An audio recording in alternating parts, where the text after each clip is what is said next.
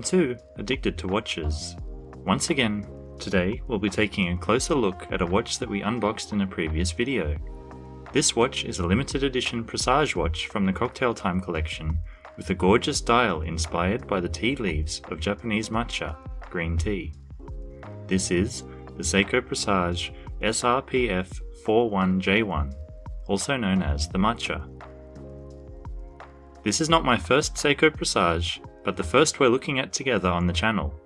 The Presage line is a family of watches made by Seiko that lean into a dressier style, and the most well-known collection is the Cocktail Time collection. This all started with the Saab 065, with an ice blue dial that went on to inspire a range of other colours featuring the same radial texture. For the price, the quality and detail in these dials really is unmatched. For later models in this family, Seiko continued to focus on dials that punch above their price point. This is one such dial. This watch was released at the end of 2020 as a limited edition of 7,000 pieces. This was released alongside another colorway, the SRPF43J1, nicknamed the Hojicha, and is a more brown color with gold hands and indices. Hojicha is a type of roasted tea, and so that brown color is more appropriate. Of the two, I think this matcha was more popular, as it has sold out from retailers, but the Hojicha can still be found brand new in some places. When it was released, this watch had a retail price of $480 US, which, in my opinion, is a reasonable price for the beautiful dial that it comes with.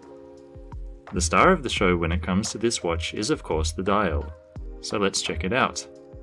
There is a lot going on here, but it all comes together really well. Let's start with the texture.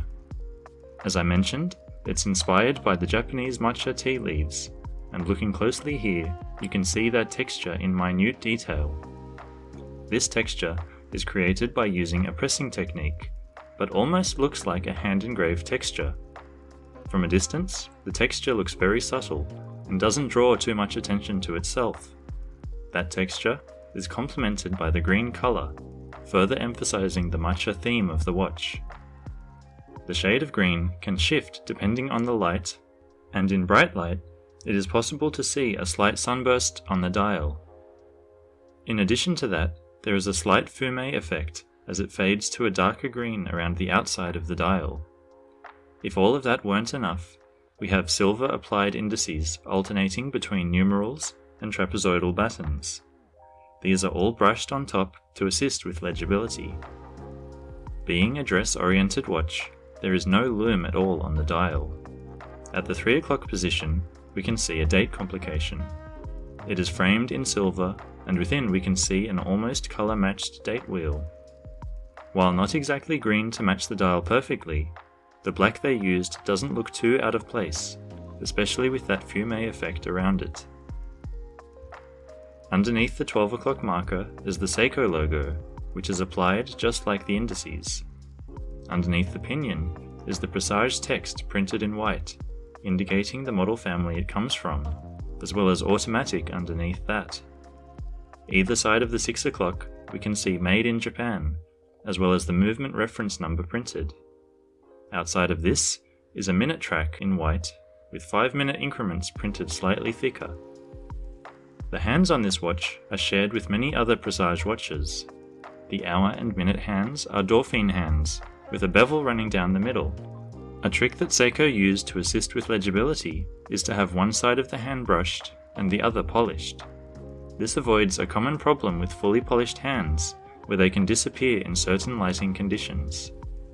The sizing of these hands is also very well done, with the hour hand reaching just to the hour markers, and the minute hand extending just past them. The second hand on this watch is a simple needle-style hand with a diamond counterbalance, adding another subtle detail to the watch. At this price, Seiko has decided to use its proprietary Hardlex crystal, which is what you'd expect. However, they have given it some attention by using a beautifully domed piece that sits proudly above the bezel. It appears to be double-domed, as there is no distortion until you get to those sharply curved edges. The crystal here really suits the overall style of the watch and the shape of the case. Speaking of cases, let's take a look at it. Unlike many of the earlier cocktail time watches, this watch features a slightly smaller 38.5mm case size. This size is a welcome change for many, as the usual 40mm size of the other models is a bit too big for a dress watch for many. The wearability of this watch is further enhanced by the short lug-to-lug of 45.4mm.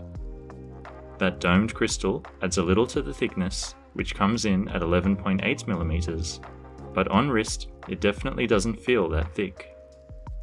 Thankfully, from a strap changing perspective, this watch has a lug width of a very common 20mm.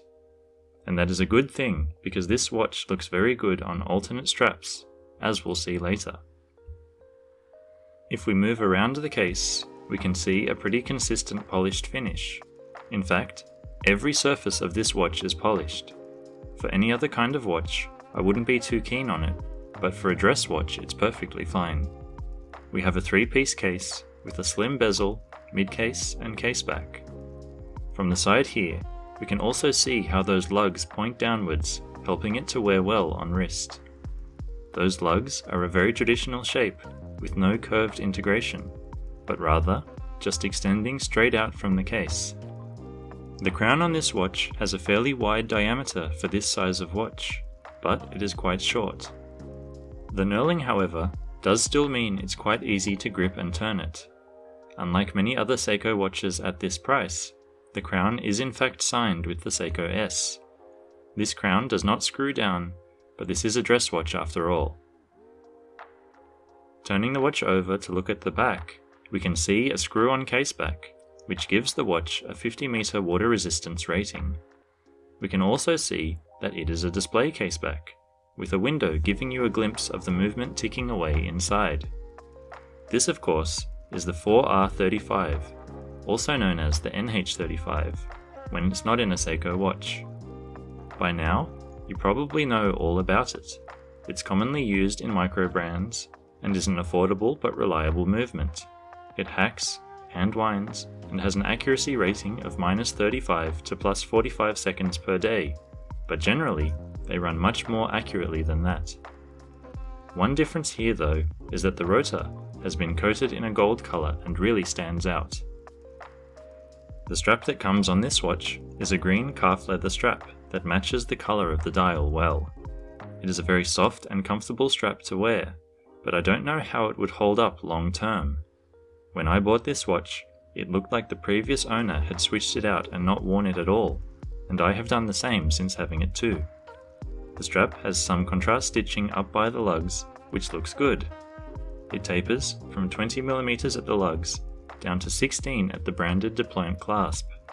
I really like this clasp with its twin push button release.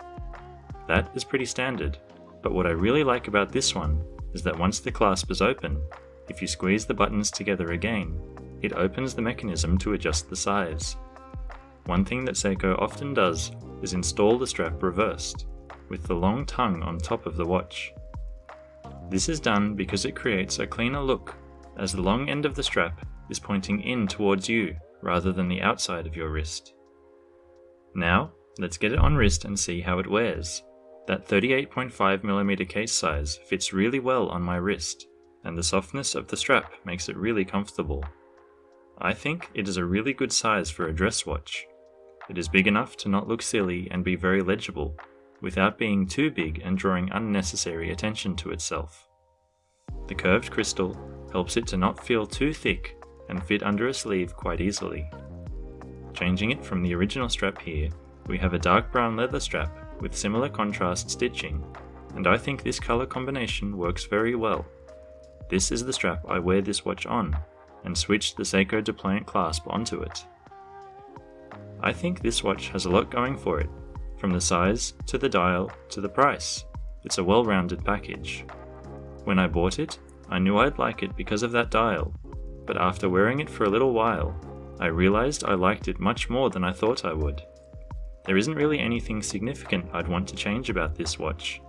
Probably the only thing would be a strap that inspires a bit more confidence in terms of durability, and while the green colour of the strap matches quite well, Having a strap the same color as that dial makes it look much less classy than on the dark brown strap I have it on now.